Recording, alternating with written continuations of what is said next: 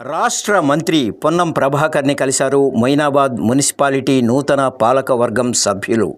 ఈ కార్యక్రమం చేవెళ్ల ఎమ్మెల్యే కాళే యాదయ్య ఆధ్వర్యంలో జరిగింది.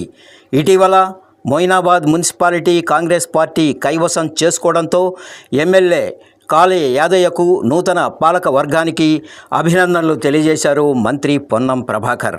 మంత్రిని కలిసిన వారిలో పెద్దమంగళారంలో గెలుపొందిన చేగూరి అరుణ రామకృష్ణ గౌడ్ కూడా పాల్గొన్నారు. మంత్రి వీరికి శుభాకాంక్షలు అందజేశారు. ఈ సందర్భంగా Moinabad municipality chairman Sonia Darshan, vice chairman Raj ముదిరాజులను సత్కరించి శుభాకాంక్షలు తెలిపారు మంత్రి. ప్రజలు ఇచ్చిన ఆశీర్వాదంతో మున్సిపల్లో కాంగ్రెస్ జెండా ఎగురవేశామని, నిరంతరం ప్రజలకు అందుబాటులో ఉంటూ ప్రజా సమస్యల పరిష్కారంలో అండగా ఉంటూ మున్సిపాలిటీ అభివృద్ధి దిశగా ముందుకు తీసుకుపోవాలని నూతన పాలక వర్గానికి సూచించారు మంత్రి పొన్నం ప్రభాకర్.